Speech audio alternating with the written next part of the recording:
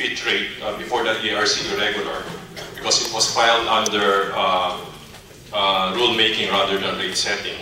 Although I think the ERC has already declared that there should be a public hearing, still we feel that the petition should be refiled under rate setting. So there will be the proper judicial procedures. And secondly, we find that the petition does not conform to the directive of the law because the directive of the law is that there must be efficient and cost-effective implementation. First, there's no option to award suppliers within a specific technology or among the different technologies in accordance with the principle of cheapest first. Secondly, the NREB petition seeks to lock in the cash flows of the suppliers for 20 years, whereas the law only states a minimum of 12 years. Third, the NREB petition generously gives the developers a risk-adjusted rate of return of at least 16%, whereas these developers are protected from inflation risk, collection risk, market risk, and currency risk via CPI adjustments, currency adjustments, must pay, and must dispatch provisions.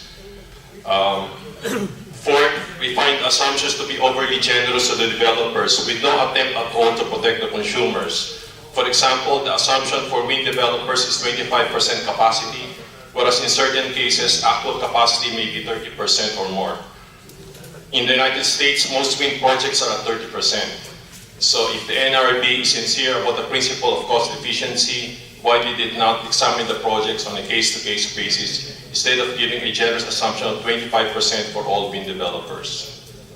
Fifth, we find the NREB justification for the petition on the grounds of prices of conventional energy will increase so that the amount of subsidy will fall to be totally baseless and meant to justify the profits of the developers rather than to protect the interests of the consumers. Coal prices will have to triple to match the prices of wind energy and to jump 6 times to match the prices of solar energy. The NREB would like us to believe that prices of conventional energy will dramatically increase in a straight line. It is in fact highly probable that prices of coal and gas will fall if the fears of a double depreciation in the United States materializes. Also, we find the decision to approve a provisional FEF rate of 930 per kilowatt hour from the present 522 per kilowatt hour to North Wind, an existing installation, to be highly irregular. How can a provisional FEF rate be given when the FEF rate still has to be determined after public hearing in accordance with the law? Isn't the FEF rate supposed to entice new investments rather than reward existing installations? Will the provisional FEF rate incentivize all existing developers to break their contracts so that they'll be entitled to a higher FEF rate? Will the capacity of North Wind be deducted from the installation targets set by NREB? How come the NREB has been so silent in the case of North Wind?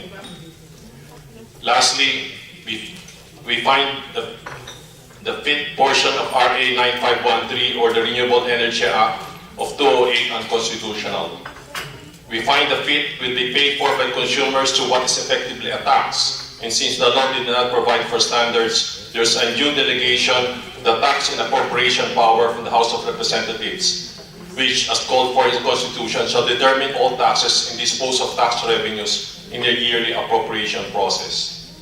However, we will file our challenge to the constitutionality of the law in the appropriate forum. That's all, Your Honor. Thank you.